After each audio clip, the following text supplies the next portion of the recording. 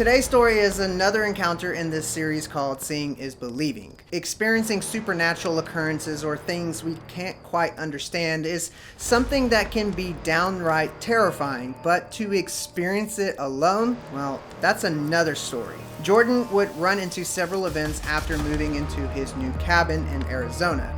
From these shadowy figures flying around his car at night to a man he picked up on the side of the road that possibly came to his property and terrorized him. Could this event have been another Skinwalker encounter or something else? Stick around to find out. Hi, I'm Zach and welcome to Rooted Expeditions. Hit that thumbs up and let's dive right into today's story. In 2014, Jordan packed up his stuff and decided to move out to Arizona where there was a cabin. In fact, I believe this is the same cabin that he stayed in while he had that possible encounter with his friend. This cabin sat on about 15 acres of land. It had a built-in garage, a full loft bedroom, a living room, a working bathroom with a solar shower and flushing toilets, and it had a small kitchen. Oh yeah, and it had a pretty nice little workshop in the garage. This was a perfect little place for Jordan to get away from the outside world. All he had to do is get some supplies from the store and he could stay at this cabin and not be bothered by anyone.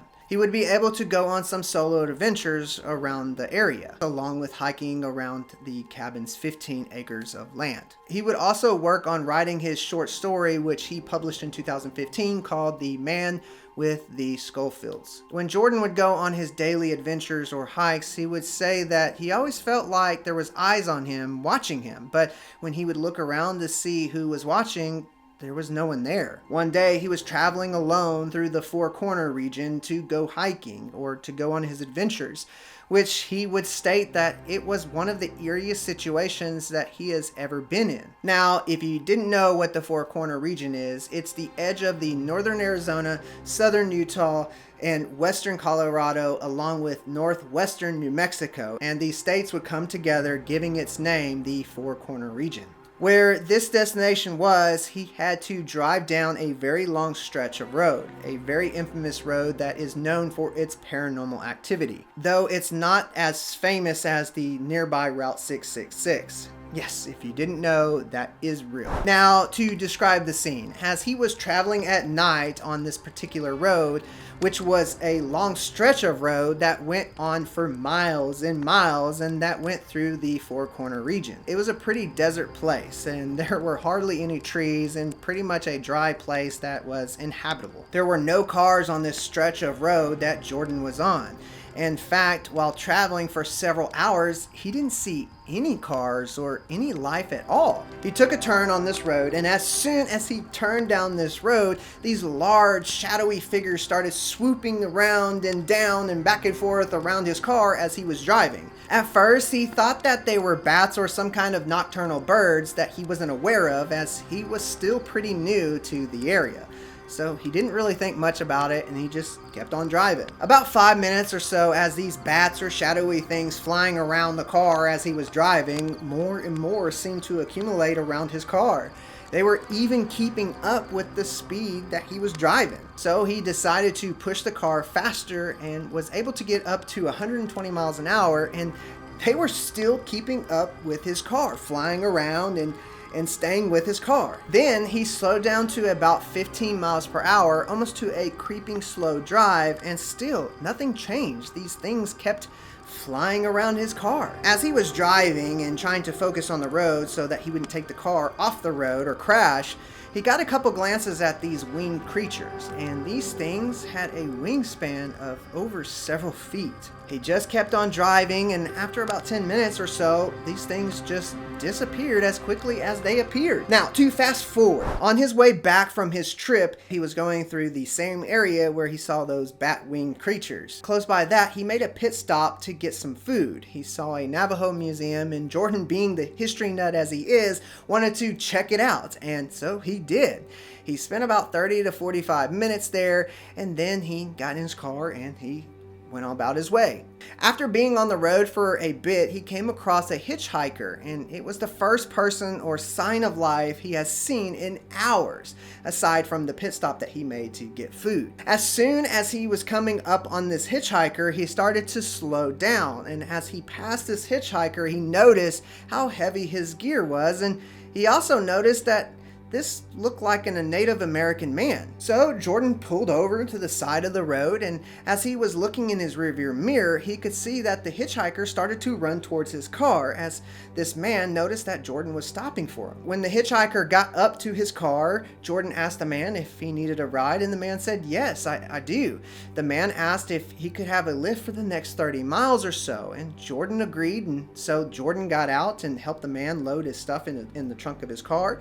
They both got in the car and they just continued driving forward. Over the next hour and a half or so, they shared some pretty nice conversations. At that time, Jordan found out that he was a full-blooded Navajo and went by the Christian name of Raymond. Now, Raymond claimed to be well known in the area, and he lived in this region his entire life. Raymond was somewhere in his 50s, but he would never tell Jordan his actual age. After driving several miles, when they were approaching this town, Raymond asked to be dropped off near this underpass. Jordan pulled off the major highway that Raymond and him have been traveling on for several miles to let him out and near this underpass. Before, Jordan had bought this new camping gear along with a tent that he wasn't really too fond of, so he actually offered it to the man to have for his journey. Plus, this was just the kind of guy Jordan was. He loved to help people out. What happened next is quite strange. As soon as Jordan drove off and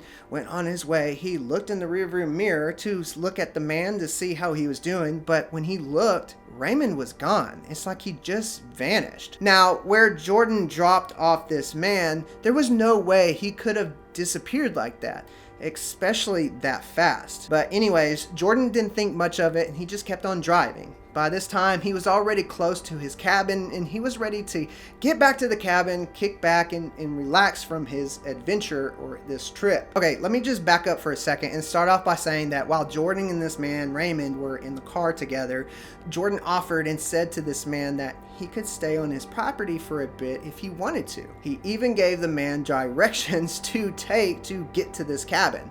If he was from the region, as he stated, it wouldn't be hard for the man to find this cabin. Now, Jordan wasn't sure if the man was coming to the cabin or to his property or not because he didn't really state. This would soon look and seem like a bad mistake. Jordan got back to his cabin, got settled in, and that same night, unsettling things began to take place at the cabin.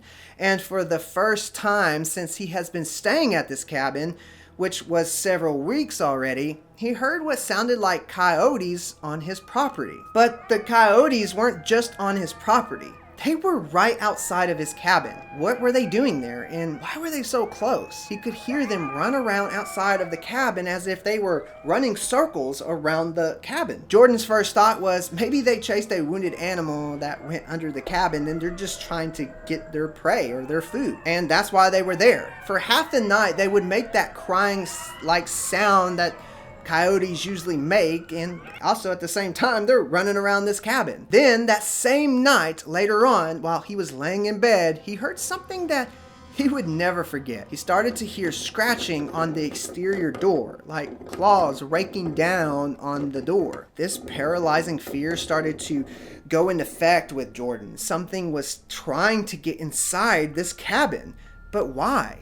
Jordan wouldn't lie, and if you ask him, he would tell you without a doubt that he was terrified. And this door was a really thin wooden door. It wouldn't take much to bust down this door. So you can only imagine how truly terrifying this was for him, not knowing if the door would hold the force of whatever was on the other side. Frozen in fear, Jordan somehow woke up and it was already morning.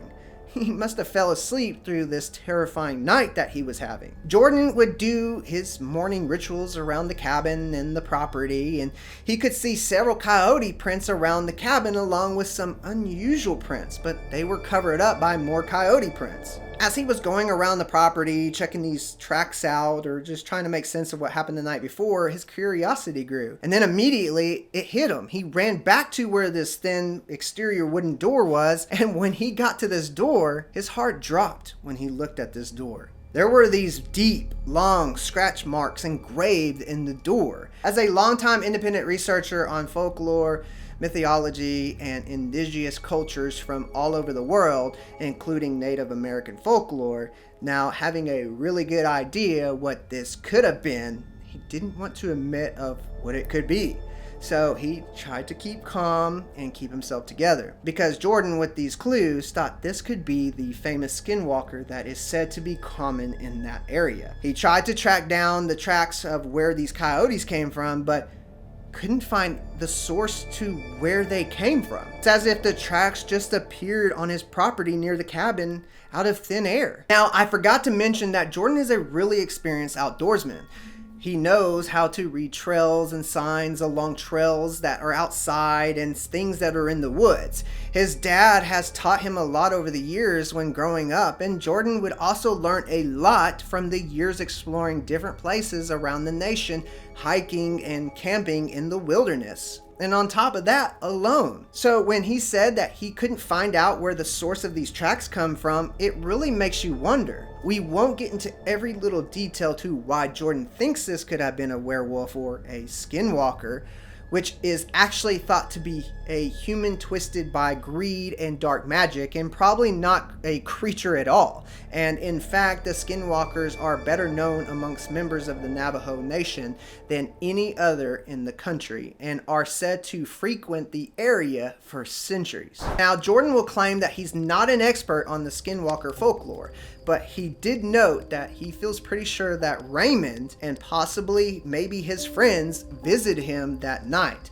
and would visit him yet one more time. On the third night after picking and dropping Raymond, the Navajo man, off, the coyotes and their crying sounds came back, and they were running circles around this cabin again. This time, not trying to understand what is happening and trying to stay calm and keep himself together, Jordan, dealing with paranormal and demonic encounters before in the past, started to notice that whatever was outside this cabin had this very strong and bad evil presence to it. So he started to pray for protection, and these coyotes left. And since then, he had never seen or heard them again. Did these coyotes or things pick up on his prayer or energy? Who knows? Again, this one is one of those encounters you really have to put yourself in Jordan's shoes to really understand and feel what happened to him. The next event, which would be that possession we talked about, would be the last straw for Jordan, along with the many strange and creepy incidents that happened there at that cabin. What do you think happened that night? Was it a skinwalker or something else? What was those bat-winged creatures? Let me know in the comments below. Credit for this story goes to Jordan Tyler. If you want to hear more, you can check out his book, Seeing is Believing. Hit that thumbs up. Peace. I love you. And as always, God bless.